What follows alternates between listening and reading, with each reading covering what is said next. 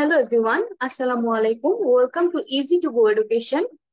আজকে আমরা বিজ্ঞান অনুসন্ধানী পাঠ নবম শ্রেণীর অধ্যায় 11 মানব শরীরের তন্ত্র আমরা শুরু করেছিলাম। এখন এই অধ্যায়ের যে বিষয়গুলো রয়েছে সেগুলোর কিছু টপিক আমাদের আলোচনা করা হয়নি, সেগুলো নিয়ে আজকে আমরা আলোচনা করব। সো এই অধ্যায়ের শুরুতে স্নায়ুতন্ত্র, অন্তঃক্ষরা গ্রন্থিতন্ত্র তন্ত্র, তারপরে মানব শরীরের গুরুত্বপূর্ণ হরমোন সমূহ, এগুলো নিয়ে আমরা আলোচনা করেছি। তারপরে এর মধ্যে যখন রক্তের টপিকটা চলে এসেছিল, তখন আমরা দেখেছিলাম যে রক্ত সংবহন তন্ত্রের কিছু রোগ রয়েছে। সেই রোগগুলো নিয়ে আমরা আলোচনা শুরু করেছিলাম। সো চলো সেখানে চলে যাওয়া যাক।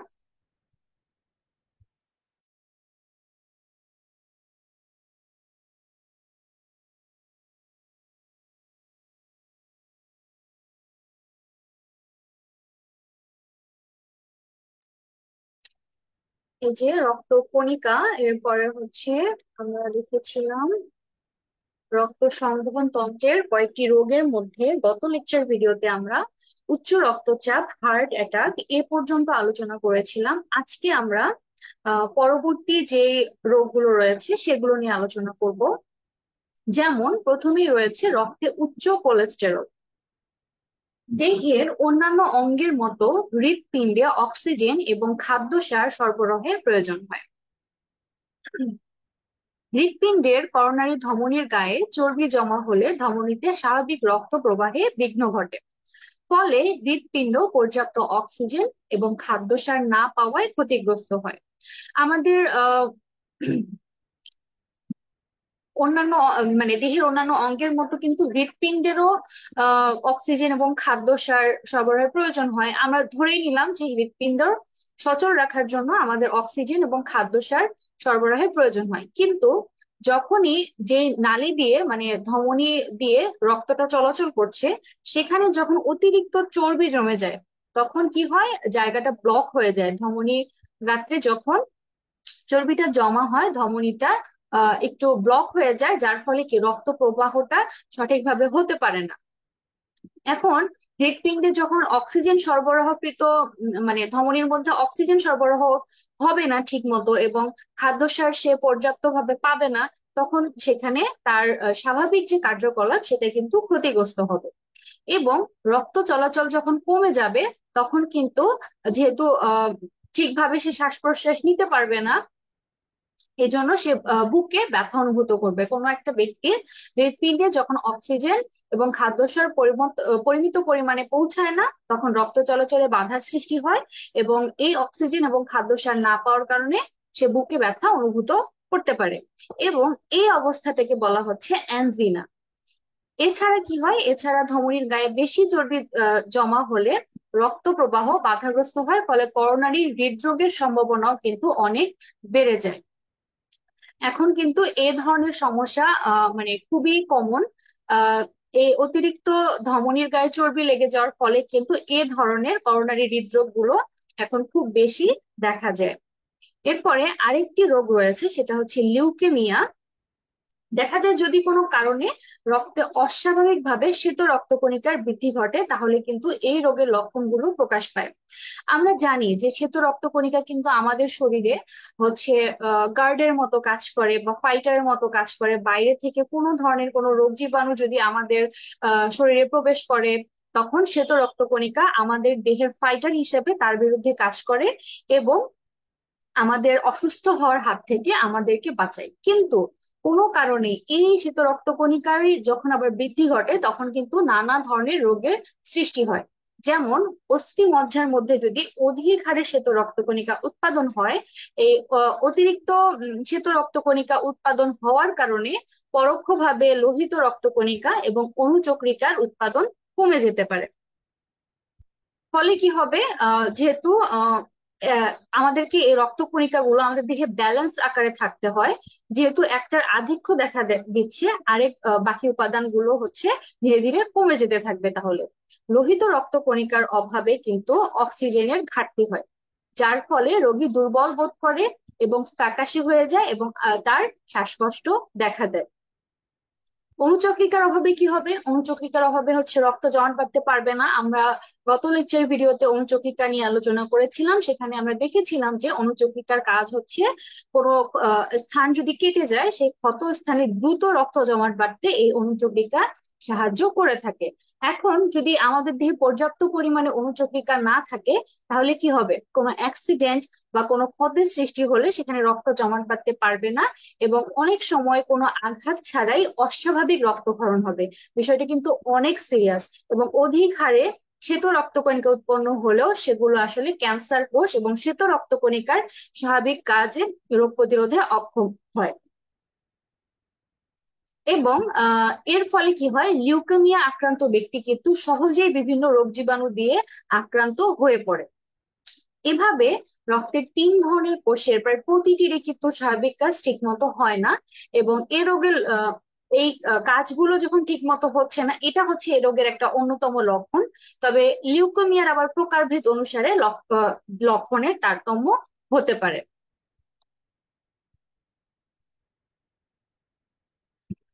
তাহলে এই যে এত রোগ হচ্ছে, রক্ত সংবহন তন্ত্রের রোগ হচ্ছে, হরমোন জনিত রোগ হচ্ছে, এগুলো নানান ধরনের রোগ কিন্তু আমাদের দেহে বাসা বাঁধতে পারে। তো এখান থেকে প্রতিরক্ষার জন্য বা রোধের জন্য মানব দেহের কিন্তু প্রতিরক্ষা ব্যবস্থা কাজ করে। এখন আমরা সেগুলো নিয়ে আলোচনা করব। যে প্রতিরক্ষা ব্যবস্থার শুরুতেই রয়েছে যে মানব দেহের দৃশ্যমান গঠন এবং তার দেহের নানা ধরনের সমন্বিত কার্যক্রম আমরা কিন্তু প্রতি মুহূর্তে দেখতে পাই এবং বিস্মিত হই। কিন্তু আমাদের চোখের আড়ালে চারপাশে অসংখ্য রোগ জীবাণু বা বিষাক্ত এবং দূষিত পদার্থের কিন্তু আক্রমণ থেকে আমাদের শরীরকে রক্ষা করার জন্য আমাদের দেহে প্রতিরক্ষা ব্যবস্থাটি গড়ে তুলেছে। যে প্রতিরোধ ব্যবস্থাটি আমাদের শরীরের অভ্যন্তরে গড়ে উঠেছে সেটা কিন্তু আসলে আমরা খালি চোখে দেখতে পাই না বা দেখতে পাই না, কিন্তু যে কোনো হিসেবে এটি কিন্তু একটা চমকপ্রদ ব্যবস্থা। তাই এই প্রতিরক্ষা ব্যবস্থায় একদিকে যেরকম বাহ্যিক ভৌত প্রতিবন্ধকতা রয়েছে, ঠিক একই রকম অত্যন্ত নিখুঁত ইমিউন ব্যবস্থা রয়েছে, যেটি কিনা রোগ জীবাণু ভাইরাস ভরপুর একটি পৃথিবীর প্রতিকূল পরিবেশে আমাদের রক্ষা করে যাচ্ছে। কাজেই আমরা বলতে পারি মানব দেহের প্রতিরক্ষা ব্যবস্থা হলো বিভিন্ন জৈবিক কাঠামো সহযোগে গঠিত একটা ব্যবস্থা, যা জীব দেহকে রোগ ব্যাধির বিরুদ্ধে কাজ করে থাকে। মানব দেহের কিন্তু প্রতিরক্ষা ব্যবস্থাকে প্রথম, দ্বিতীয় ও তৃতীয় এই 3টা প্রতিরক্ষা স্তরে ভাগ করা হয়েছে। এখন তোমরা এই প্রথম প্রতিরক্ষা ব্যবস্থা সম্পর্কে যখন আমি বলবো, খুবই তোমরা অবাক হবে যে আসলে এটা তো আমরা এভাবে ভেবে দেখি নাই। অনেকে অবশ্য ভেবে দেখেছো হয়তো, যেমন প্রথম প্রতিরক্ষা স্তরের একটা এক্সাম্পল হচ্ছে কিন্তু আমাদের ত্বক।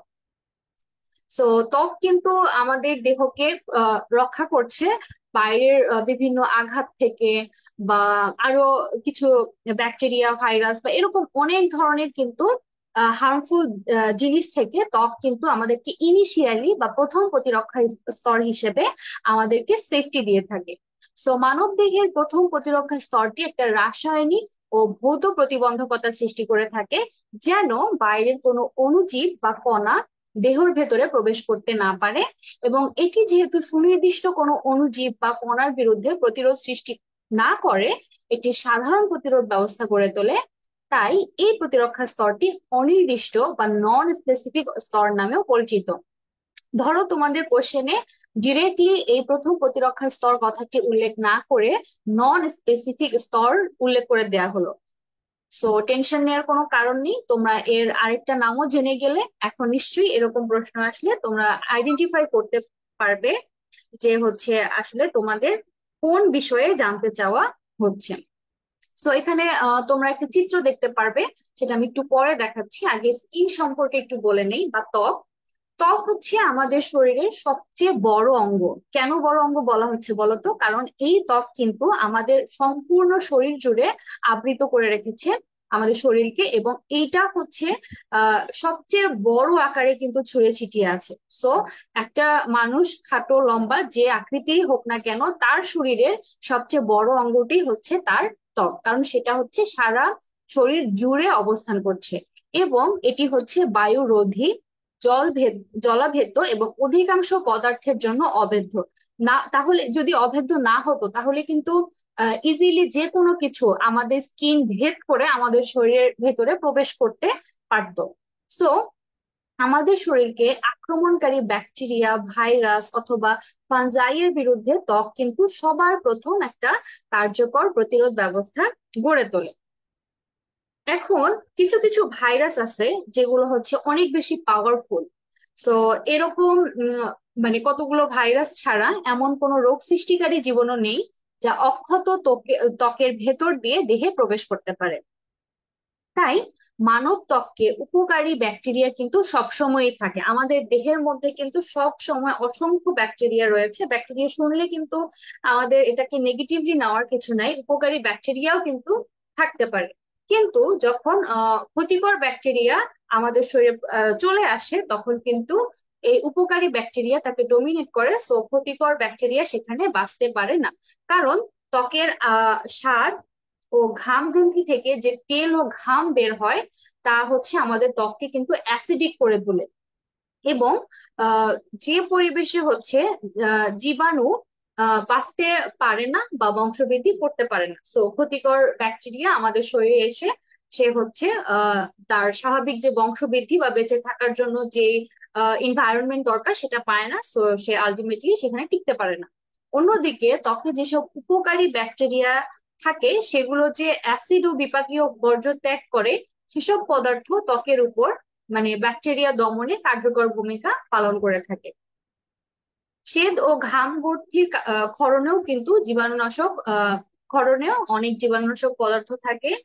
এসব পদার্থ থাকায় মানুষের ত্বক একটা রোগ জীবাণুনাশক অঙ্গ হিসেবে কাজ করে। এটা কিন্তু ন্যাচারালি তার এই প্রতিরোধ ব্যবস্থাটা গড়ে তুলছে, যার ফলে হচ্ছে আমাদের ত্বক ইনিশিয়ালি আমাদের কোনো ক্ষতিকারক বস্তু থেকে সুরক্ষা প্রদান করে থাকছে। সো মানবদেহের প্রতিরক্ষার প্রথম প্রতিরক্ষা স্তর এখানে দেখানো হয়েছে। প্রথমে রয়েছে অশ্রু ও লালায় লাইসোজোম, তারপরে নাসারন্ধ্রে সিলিয়া দ্বারা দূষিত কণার অপসারণ, তারপরে শ্লেষ্মা আস্তরণের শ্বাসনালী রয়েছে এখানে, ত্বকের পৃষ্ঠ, শারীরিক বাধা, এই যে ত্বকের কিন্তু বাইরের সাইডটা এখানে, এবং পাকস্থলীর শক্তিশালী অ্যাসিড ও এনজাইম, রেচন, জননতন্ত্রের অ্যাসিড ক্ষরণ, এই সব কিছুই কিন্তু আমাদের মানব দেহের প্রতিরক্ষা স্তরকে মানে তাদের স্বাভাবিক যে কার্যকলাপ বা তার যে ন্যাচারাল একটা হচ্ছে আহ, আমাদের ত্বককে, সরি আমাদের শরীরকে হচ্ছে একটা প্রতিরোধ ব্যবস্থার সৃষ্টি করার যে প্রবণতা সেটাকে আরো ইনফ্লুয়েন্স করছে। ওকে, দেন আমরা হচ্ছে আরো দেখতে পাচ্ছি এখানে প্রথম প্রতিরক্ষা ব্যবস্থার মধ্যে আরো রয়েছে লোম। আমরা অনেকে দেখি যে হচ্ছে নাকের ভেতরের লোমকে অপ্রয়োজনীয় মনে করে, আসলে তা না। এগুলো কিন্তু আসলে আমরা যখন শ্বাস প্রশ্বাস গ্রহণ করি সেখানে হচ্ছে ধুলো ময়লাগুলোকে আটকিয়ে ফেলে, অনেকটা ফিল্টারের মতো কাজ করে, যার ফলে হয় কি আমাদের শরীরের ভেতরে ইজিলি এরকম ধুলা বাড়ি, ভাইরাস বা এই ধরনের জিনিসপত্র সরাসরি আমাদের ফুসফুসে বা নিঃশ্বাসের সাথে আমাদের দেহের অভ্যন্তরে যেতে পারে না। সো নাকের ভিতরে যে লোম রয়েছে সেগুলো ধুলো ময়লা আটকে শরীরের ভেতরের ক্ষতিকর পদার্থকে কিন্তু প্রবেশ করতে বাধা দেয়। এরপরে আসি হচ্ছে সিলিয়া। দেহের উন্মুক্ত প্রবেশ পথগুলো মিউকাসের ঝিল্লি দিয়ে ঢাকা থাকে। বাইরের দূষিত কণা ও অণুজীব ঝিল্লির এই আঠালো মিউকাসের সাথে আটকে যায়। শ্বাসনালীতে মিউকাস ঝিল্লিময় এই অংশ আণুবীক্ষণিক ক্ষুদ্র চুলের মতো আন্দোলনরত সিলিয়া দিয়ে আবৃত থাকে। সেগুলো এই বহিরাগত কণা ও অণুজীবকে সরিয়ে দিয়ে দেহের এই প্রবেশ পথকে উন্মুক্ত করে রাখে। এরপরে আসে সিরুমেন। কানের বাইরের প্রাচীর থেকে বের হওয়া হলদে বাদামি রঙের মোমের মতো পদার্থকে হচ্ছে সিরুমেন বলে। কানের বাইরের প্রাচীর থেকে বের হওয়া যে হলদে বাদামি রঙের মোমের মতো পদার্থ থাকে সেটা হচ্ছে সিরুমেন। এটাকে অনেক জায়গায় অনেক নামে ডাকা হয়, এবং এটা মূলত কেন হয় যে কানের পর্দায় যেন ময়লা ও অণুজীবের সংক্রমণে আমাদের শ্রবণে কোনো ধরনের ব্যাঘাত না ঘটে, সেজন্য ময়লা বা অনুজীব সিরুমনে আটকে গিয়ে কানের ফইলে পরিণত হয় এবং আমাদের শ্রবণ শক্তিকে অক্ষত রাখে। এরপরে থাকে হচ্ছে সরি, এরপরে আমাদের প্রথম প্রতিরক্ষা স্তরের মধ্যে রয়েছে হচ্ছে অশ্রু ও লালা। অশ্রু ও লালায় কিন্তু লাইসোজোম নামে একটা এনজাইম রয়েছে, যেটি ব্যাকটেরিয়া নাশক হিসেবে কাজ করে। অশ্রু চোখে বারবার ভিজিয়ে দিয়ে সেটাকে বহিরাগত কণা ও অণুজীবের সংক্রমণ থেকে রক্ষা করে।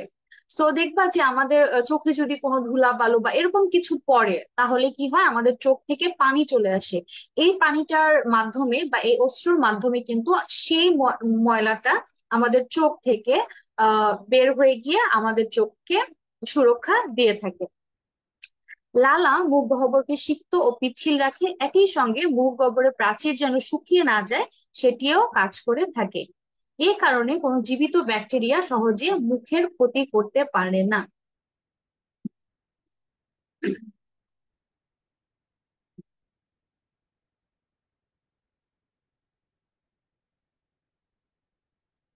এরপরে আসে হচ্ছে পৌষ্টিক নালীর অ্যাসিড।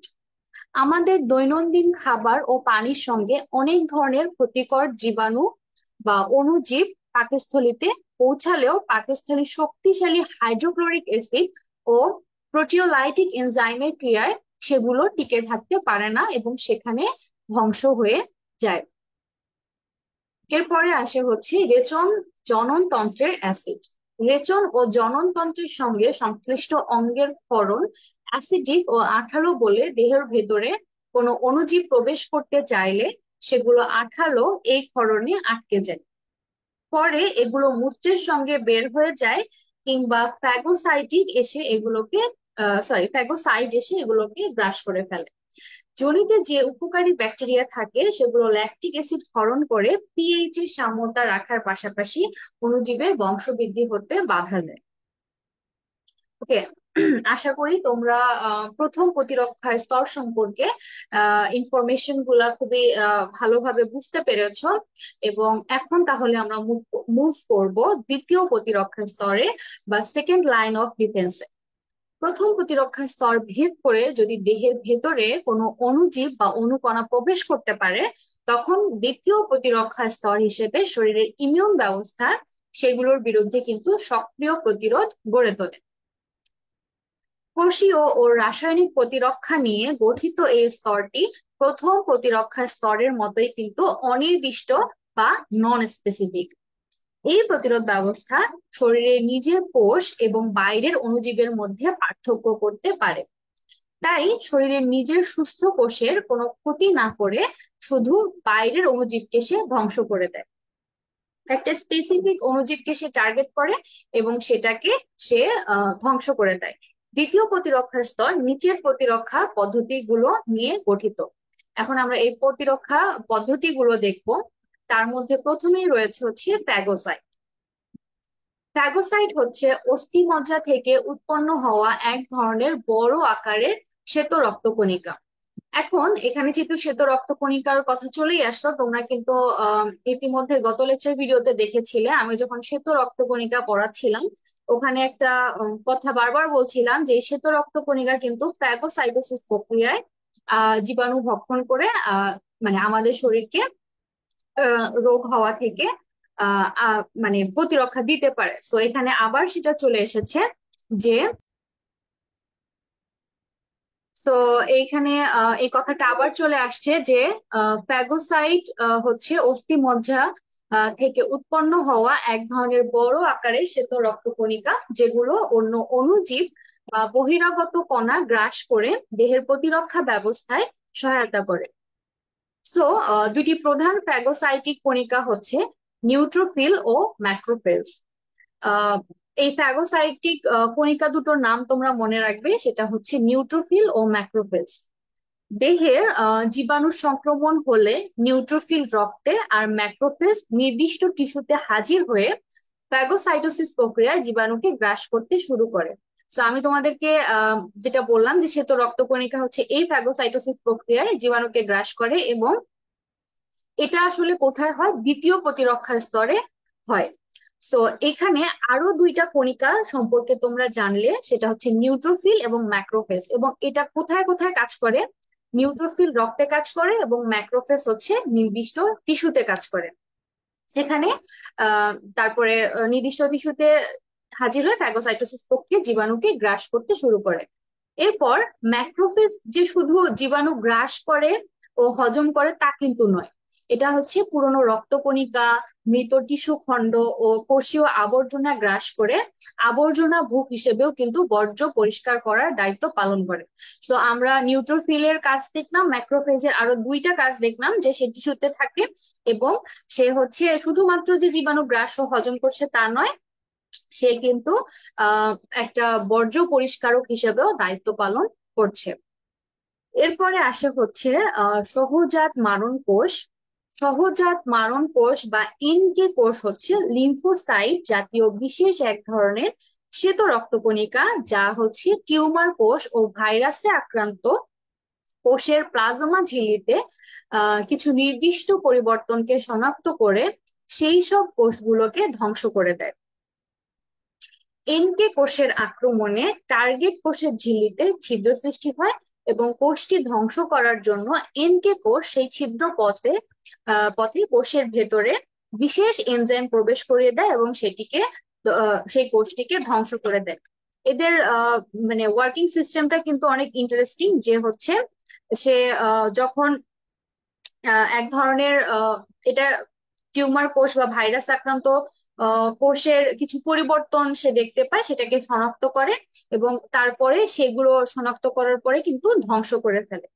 এবং এখানে কিন্তু আমরা টার্গেট কোষ দেখতে পাচ্ছি। টার্গেট কোষ হচ্ছে সে আইডেন্টিফাই করে প্রথমে যে টিউমার কোষ এবং ভাইরাসে আক্রান্ত কোষ কোনটা, এবং তার প্রথমত কোষ ঝিল্লিতে ছিদ্র করে ফেলে এবং সেখানে কোষটিকে ধ্বংস করার জন্য তার সেই ছিদ্র পথ দিয়ে একটা বিশেষ এনজাইম প্রবেশ করে দেয় এবং আলটিমেটলি কোষটা ধ্বংস করে দেয়। তো এভাবেই এই সহজাত মারণ কোষ আমাদের শরীরের দ্বিতীয় প্রতিরক্ষা স্তরের কাজ করে আমাদের শরীরের জন্য প্রতিরক্ষা ব্যবস্থা গড়ে তোলে। এরপরে আসে হচ্ছে প্রদাহ। আমরা সবাই শরীরে আঘাতপ্রাপ্ত হলে যে প্রদাহ হয় তার সঙ্গে পরিচিত। শরীরের টিস্যুতে দহন, রাসায়নিক বা আঘাতজনিত যন্ত্রণাদায়ক ক্ষত বা অন্য কোনো ধরনের সংক্রমণজনিত ক্ষত হলে কিন্তু সেখানে প্রদাহ হয়। অর্থাৎ ক্ষতস্থানটি কিন্তু লাল হয়ে যায়, উত্তপ্ত হয়ে যায়, ফুলে যায় এবং আমাদের ব্যথা অনুভূত হয়। এটি আমাদের শরীরের প্রতিরক্ষা ব্যবস্থার এক ধরনের বহিঃপ্রকাশ। যখন টিস্যু ক্ষতিগ্রস্ত হয় তখন সেখানে এক ধরনের রাসায়নিক নিষ্ক্রমণ হয়, যেটি কিনা ক্ষতস্থানে রক্তের বাড়তি প্রবাহ সৃষ্টি করে। এই বাড়তি রক্ত প্রবাহ ক্ষতস্থানে প্রয়োজনীয় ইমিউন কোষ ও পুষ্টি নিয়ে আসে, যা ক্ষতস্থানে নিরাময় দ্রুততর করে থাকে। রক্ত প্রবাহের মাধ্যমেই কিন্তু আহ আমাদের হচ্ছে যে এই এরকম সিচুয়েশনে আঘাতপ্রাপ্ত কোনো স্থানে ইমিউন কোষ এবং পুষ্টি নিয়ে আসা হয়, এবং যার ফলে আমাদের ক্ষতস্থান কিন্তু খুবই দ্রুততর ভাবে নিরাময় করা সম্ভব হয়। এরপরে আসে হচ্ছে কমপ্লিমেন্ট সিস্টেম। কমপ্লিমেন্ট সিস্টেম হচ্ছে রক্তে উপস্থিত 30টি থেকে বেশি প্লাজমা প্রোটিন দিয়ে গঠিত একটা গ্রুপ, যা অন্যান্য প্রতিরক্ষা পদ্ধতিকে সাহায্য করে, যে কারণে এটাকে কমপ্লিমেন্ট সিস্টেম হিসেবে কাজ করে। প্রথমত একটা প্রতিরক্ষা পদ্ধতি রয়েছে, সেই এক্সিস্টিং প্রতিরক্ষা পদ্ধতিকে হচ্ছে আবার সে বিভিন্ন উপায়ে সাহায্য করছে, বিভিন্ন পদ্ধতিতে সাহায্য করছে। এই কারণেই কিন্তু তার এই কাজের সাথে সামঞ্জস্যতা রেখে তার নাম রাখা হয়েছে কমপ্লিমেন্ট সিস্টেম। স্বাভাবিক অবস্থায় এসব প্রোটিন নিষ্ক্রিয় থাকে, তবে একবার যদি কমপ্লিমেন্ট সিস্টেমের কোনো একটি প্রোটিন সক্রিয় হয়ে ওঠে তাহলে সেটি অন্য কোনো প্রোটিনকেও কিন্তু সক্রিয় করে তোলে। এভাবে সমস্ত প্রোটিন পরস্পরকে সক্রিয় করে নির্দিষ্ট এবং অনির্দিষ্ট দুই ধরনের প্রতিরক্ষা পদ্ধতিকে উজ্জীবিত করে দেয়। এর কাজটা কত ইন্টারেস্টিং তোমরা লক্ষ্য করো, যে এখানে এতগুলো প্লাজমা প্রোটিন থাকে। সো আমাদের কিন্তু একবারেই সবাইকে জাগ্রত করার প্রয়োজন পড়ছে না, বা সব এমন কোনো ইনসিডেন্ট এখানে ক্রিয়েট করতে হচ্ছে না যে আসলে একইবারে আমরা সবগুলো প্রোটিনকে হচ্ছে মানে সক্রিয় করে তুলবো।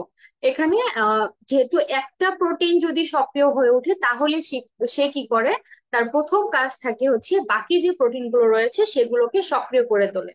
এবং সবগুলো সক্রিয় হওয়ার ফলে কিন্তু তাদের যে কার্য প্রণালীটা রয়েছে সেগুলো অনেক সহজতর হয়ে যায়। এবং এখন আমরা যে দেখলাম যে সক্রিয় হওয়ার পরে নির্দিষ্ট এবং অনির্দিষ্ট দুই ধরনের প্রতিরক্ষা পদ্ধতি কিন্তু তারা তৈরি করে, যার কারণে মারণ কোষ তখন দক্ষতার সঙ্গে অবাঞ্ছিত কোষ কিন্তু ধ্বংস করতে পারে। অণুজীবের গায়ে কমপ্লিমেন্ট সিস্টেম আটকে থেকে সেটি চিনিয়ে দেয় বলেই কিন্তু নিউট্রোফিল ও ম্যাক্রোফেজ দ্রুত সেই আক্রান্ত স্থানে পৌঁছে কোষকে আক্রমণ করতে পারে। শুধু তাই নয়, প্রদাহকে ত্বরান্বিত করার জন্য কমপ্লিমেন্ট সিস্টেম রক্তনালিকার প্রসারণ ঘটিয়ে থাকে।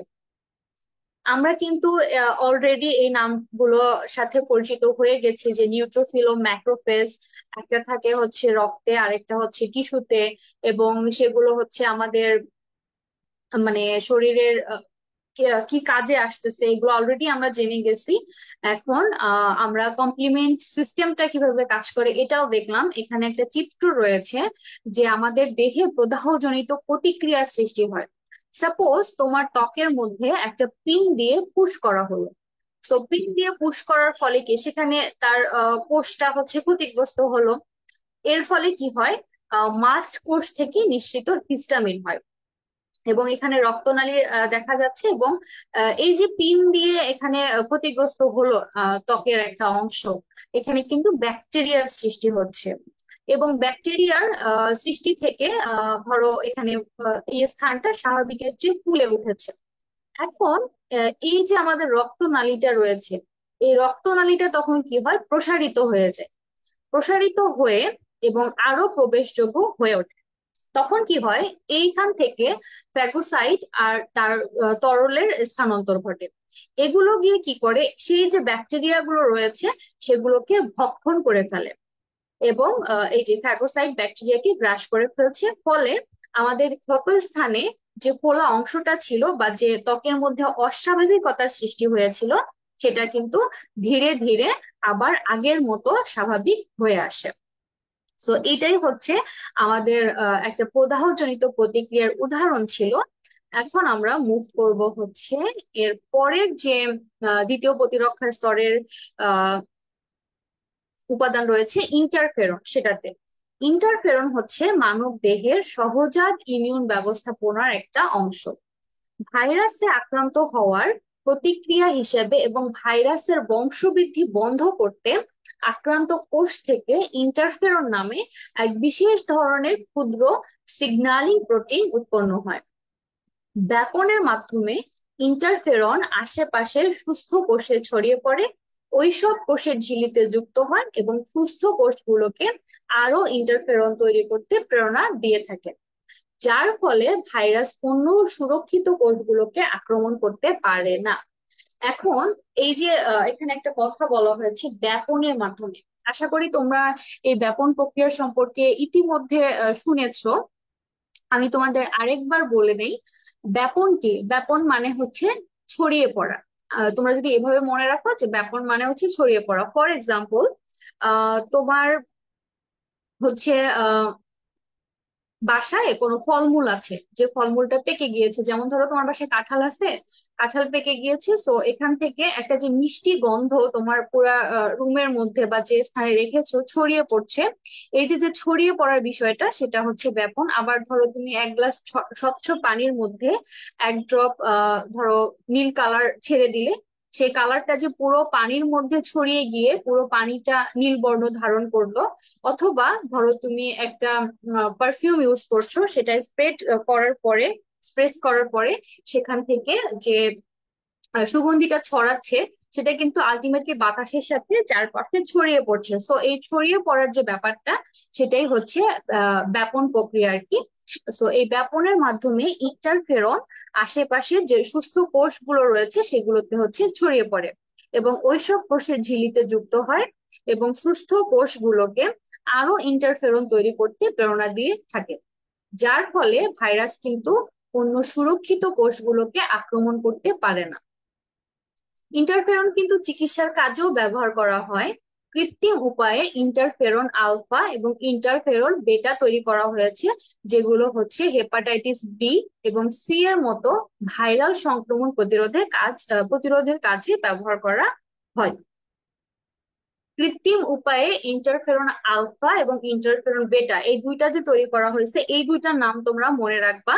এবং এগুলো হচ্ছে যে কোন রোগের জন্য ব্যবহার করা হয় বা কোন রোগ প্রতিরোধের জন্য ব্যবহার করা হয়, এগুলো তোমরা মনে রাখবা। যেমন এটা হচ্ছে হেপাটাইটিস বি এবং সি এর মতো ভাইরাল সংক্রমণ প্রতিরোধে কাজে ব্যবহার করা হয়। জ্বর, স্বাভাবিকভাবে কিন্তু আমরা যখন জ্বর শব্দটা শুনি, আমাদের কাছে মনে হয় যে এই বুঝি এটা একটা আমরা অসুস্থ হয়ে গেলাম, বা এটা আমাদের জন্য খুব একটা উপকারী কিছু না।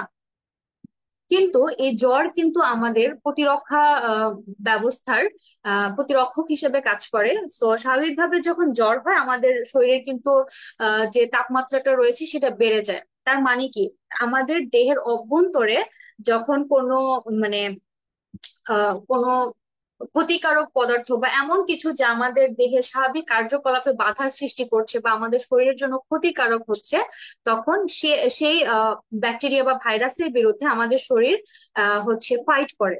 সো এই যে ইন্টারনাল ফাইটিংটা হচ্ছে, এর কারণে কিন্তু আমাদের মানে শরীর উত্তপ্ত হয়, অর্থাৎ জ্বর আসে।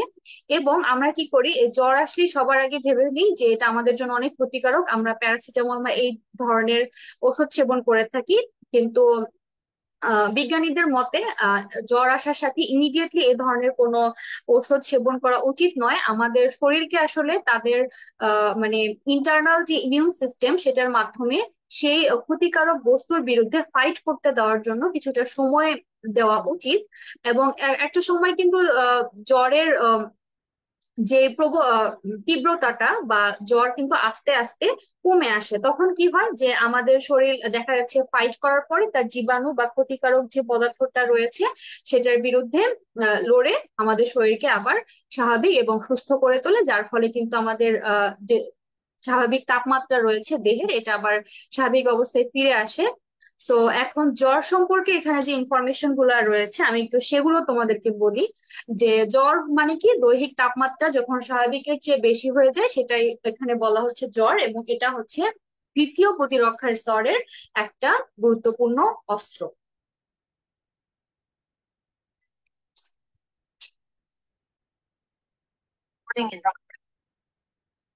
মস্তিষ্কের হাইপোথ্যালামাস অন্য অনেক গুরুত্বপূর্ণ কাজের পাশাপাশি দেহের তাপমাত্রাও কিন্তু নিয়ন্ত্রণ করে থাকে।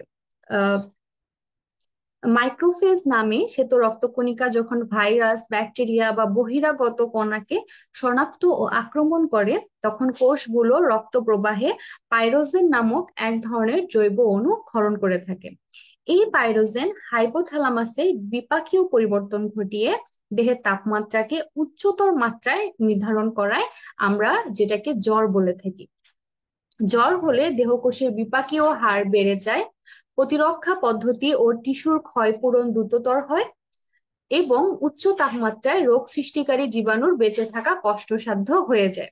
তো আমি তোমাদেরকে যেটা বলছিলাম যে আমাদের শরীরের যখন স্বাভাবিক তাপমাত্রার চেয়ে বেশি হয়ে যায়, এটাই জ্বর। এবং এই তাপমাত্রা সৃষ্টির মাধ্যমে কিন্তু আলটিমেটলি আমাদের উপকারী হয়। কারণ হচ্ছে জীবাণুর বেঁচে থাকা এরকম অবস্থাতে কষ্টসাধ্য হয়ে যায়, পরে জীবাণু আস্তে আস্তে মরে যেতে থাকে।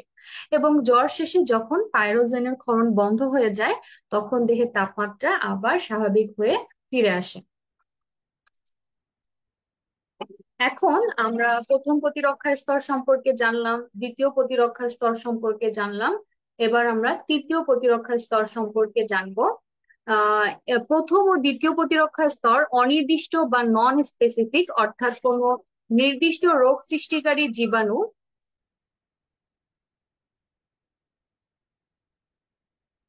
তো আমি যেটা বলছিলাম যে তৃতীয় প্রতিরক্ষা স্তর, প্রথম ও দ্বিতীয় প্রতিরক্ষা স্তর অনির্দিষ্ট বা নন স্পেসিফিক, অর্থাৎ কোনো নির্দিষ্ট রোগ সৃষ্টিকারী অণুজীব বা কণাকে লক্ষ্য বা টার্গেট করে প্রতিরক্ষা ব্যবস্থা গড়ে তোলে না। সেদিক দিয়ে তৃতীয় প্রতিরক্ষা স্তর ব্যতিক্রম, কারণ এই প্রতিরক্ষা স্তর দেহে প্রবেশকারী সুনির্দিষ্ট ধরনের বহিরাগত রোগ সৃষ্টিকারী অণুজীব বা কণাকে শুধু ধ্বংস করে না, প্রথমবার আক্রান্ত হওয়ার পর এসব নির্দিষ্ট ক্ষতিকর টার্গেটকে আজীবন মনে রেখে পরবর্তী যে কোনো আক্রমণের সময় দ্রুত ও কার্যকরভাবে সাড়া দিতে পারে।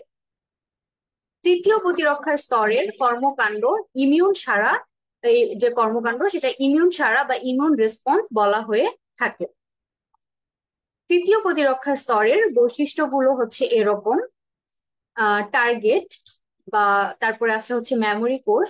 সো টার্গেট হচ্ছে এই প্রতিরক্ষা স্তর বহিরাগত অণুজীব বা কণা শনাক্ত করে টার্গেটে পরিণত করতে পারে। একই সঙ্গে নিজের স্বাস্থ্যবান কোষকে ক্যান্সার কোষের মতো অসুস্থ, মৃতপ্রায় বা মৃত কোষ থেকে পৃথক করতে পারে। রোগ সৃষ্টিকারী জীবাণুকে টার্গেট করার জন্য সেগুলোর পৃষ্ঠদেশের সুনির্দিষ্ট আণবিক মার্কারকে শনাক্ত করার প্রয়োজন হয়। টার্গেট শনাক্ত করার পর ওই অণুজীবকে ধ্বংস করার উপযোগী ইমিউন কোষ তৈরি করা হয়। এরপরে আসে হচ্ছে মেমোরি কোষ। তৃতীয় প্রতিরক্ষা স্তরের সবচেয়ে চমকপ্রদ বৈশিষ্ট্য হচ্ছে এটি বহিরাগত অণুজীব বা কণার সংক্রমণ স্মৃতিতে ধরে রাখতে পারে। প্রথমবার কোনো একটি রোগ সৃষ্টিকারী জীবাণুর বিরুদ্ধে প্রতিরোধ ব্যবস্থা গড়ে তোলার পর এই প্রতিরক্ষা স্তর দেহে মেমোরি কোষ সৃষ্টি করে। যদি পরবর্তীকালে একই জীবাণু আবার সংক্রমণের চেষ্টা করে, তাহলে মেমোরি কোষ সঙ্গে সঙ্গে সেটিকে শনাক্ত করে তার বিরুদ্ধে প্রতিরোধ ব্যবস্থা গড়ে তোলে। এভাবে তৃতীয় প্রতিরক্ষা স্তর বছরের পর বছর নির্দিষ্ট বহিরাগতের অনুপ্রবেশ দ্রুত ঠেকানোর চেষ্টা করে। সো এখানে টার্গেট এবং মেমোরি কোষ তাদের নামের সাথে মিল রেখে কিন্তু আমরা বুঝতে পারছি যে এগুলোর বৈশিষ্ট্য কিরকম হয়। টার্গেট কোষ টার্গেট শনাক্ত করার পর ওই জীবাণুকে ধ্বংস করার উপযোগী ইমিউন কোষ তৈরি করা হয়, এবং মেমোরি কোষের মধ্যে কিন্তু সে মনে রাখে যে একবার তার এটা দ্বারা এই অণুজীব দ্বারা বা নির্দিষ্ট বহিরাগত অণুজীব দ্বারা সে সংক্রমিত হচ্ছে, এবং সেটাকে সে স্মৃতিতে ধরে রাখে এবং পরবর্তীতে বা বছরের পর বছর নির্দিষ্ট এই বহিরাগত অনুপ্রবেশ দ্রুত সে ঠেকানোর চেষ্টা করে।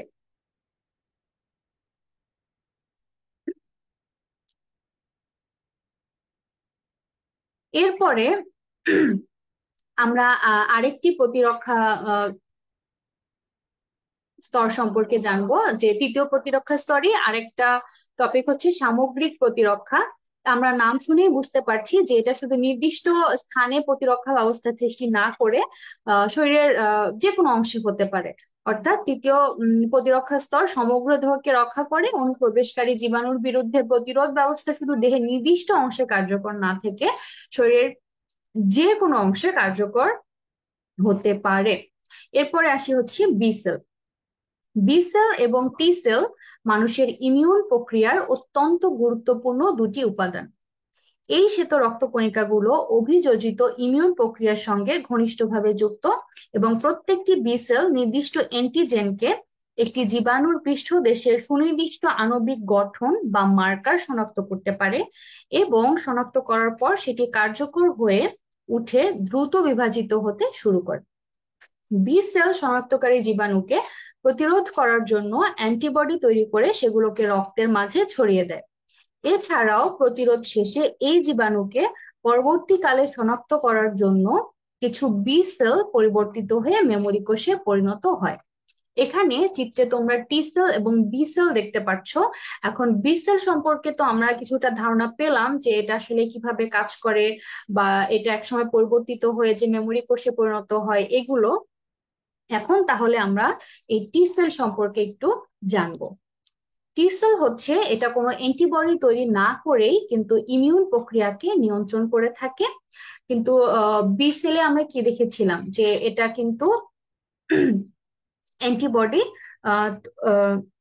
মানে একটা নির্দিষ্ট অ্যান্টিজেনকে শনাক্ত করে এবং সেটার উপরে সে কার্যকর হয়ে উঠে দ্রুত বিভাজিত হতে শুরু করে। কিন্তু আবার টি সেলের মধ্যে কিন্তু কোনো অ্যান্টিবডি থাকে না বা তৈরি হয় না, এবং কিন্তু ইমিউন প্রক্রিয়াকে নিয়ন্ত্রণ করে। কখনো কখনো এগুলো সরাসরি সংক্রমিত কোষকে আক্রমণ করে, আবার কখনো কখনো এনকে কোষ বা অন্য ধরনের ইমিউন কোষকেও উজ্জীবিত করে। বি সেলের মতো এই কোষগুলো মেমোরি সেল তৈরি করে পরবর্তী সংক্রমণ প্রতিরোধের জন্য প্রস্তুত থাকে। টিকা বা ভ্যাকসিন দিয়ে পৃথিবীর অসংখ্য জীবন রক্ষা করা সম্ভব হয়েছে। এই টিকা বা ভ্যাকসিন তৈরি করার পিছনে তৃতীয় প্রতিরক্ষা স্তরের অভিযোজন প্রক্রিয়ার ধারণাটি কাজ করে থাকে। এই জীবাণুর বিরুদ্ধে টিকা তৈরির করা হয় এবং সেই জীবাণুটি কিংবা তার অ্যান্টিজেনকে দুর্বল বা অকার্যকর হিসেবে শরীরে প্রবেশ করানো হয়। শরীরের তৃতীয় প্রতিরক্ষা স্তর সঙ্গে সঙ্গে তার বিরুদ্ধে প্রতিরোধ করে তুলে প্রয়োজনীয় অ্যান্টিবডি এবং মেমোরি কোষ তৈরি করে। পরবর্তীকালে সেই জীবাণুর সত্যিকারে যদি কখনো সংক্রমণ হয়, সঙ্গে সঙ্গে তার বিরুদ্ধে ইমিউন প্রক্রিয়া কার্যকর হয়ে ওঠে এবং আমাদের সুরক্ষা দিয়ে থাকে। সো আমার মনে হয় যে এই চ্যাপ্টারের যে টপিক গুলো ছিল এগুলো আমরা এই আলোচনার মাধ্যমে শেষ করলাম। সো এই চ্যাপ্টারটা কিন্তু বেশ বড়। আমরা হচ্ছে এই চ্যাপ্টারটা যে অনেকগুলো টপিক রয়েছে, অনেক টপিক মধ্যে এখানে কিন্তু প্রতিরক্ষা স্তর থেকে শুরু করে রক্ত সংবহন তন্ত্র, তারপরে হৃদ, মানে আমি তোমাদের ইয়াতে যদি যাই, এই যে হৃদ সংবহন তন্ত্র আর কি, তারপরে স্নায়ুতন্ত্র, বেশ কয়েকটা কিন্তু টপিক রয়েছে এবং প্রত্যেকটাই একটু ব্যাখ্যামূলক আলোচনার প্রয়োজন রয়েছে। কারণ এখানে কিছু সূক্ষ্ম সূক্ষ্ম বিষয় তোমরা জানতে পারছো, তারপরে বিভিন্ন রোগ সম্পর্কে জানছো, তারপরে ধরো হচ্ছে এই হৃদ সংবহন তন্ত্র বা রক্ত সংবহন তন্ত্র, এগুলোর কাজ কি, এগুলো আমাদের শরীরে কিভাবে কাজ করছে, তারপরে রোগ প্রতিরোধ ব্যবস্থার সাধারণ প্রক্রিয়াগুলো কি রয়েছে। সো এগুলো সম্পর্কে জানার মাধ্যমে কিন্তু তোমরা ওভারঅল মানব শরীরের তন্ত্র সম্পর্কে একটা আইডিয়া পেয়ে গেলে। সো আশা করি এই যে যতগুলো টপিক রয়েছে এগুলো তোমরা খুব সুন্দরভাবে বুঝতে পেরেছো। এখন আমার এই অধ্যায়ে যেহেতু সবগুলো টপিক অলমোস্ট আমার কভার হয়ে গেছে এবং শেষের দিকে কিছু রোগ এবং এর মানে প্রতিকার বা এ ধরনের যে আলোচনাগুলো ছিল এগুলো হচ্ছে তোমরা একটু পড়ে নিলেই বুঝতে পারবে এবং এগুলো আহ, খুব বেশি কঠিন হবে না মনে রাখার জন্য। সো আজকের আমাদের লেকচার ভিডিওটি এখানেই শেষ করতে হচ্ছে। সকলকে অসংখ্য ধন্যবাদ পুরো লেকচার ভিডিওটি আমাদের সাথে থেকে শোনার জন্য। তো আশা করছি তোমাদের এটা উপকারে আসবে। তো এখন আমরা এখানেই শেষ করছি আমাদের আজকের লেকচার ভিডিও। আল্লাহ হাফেজ।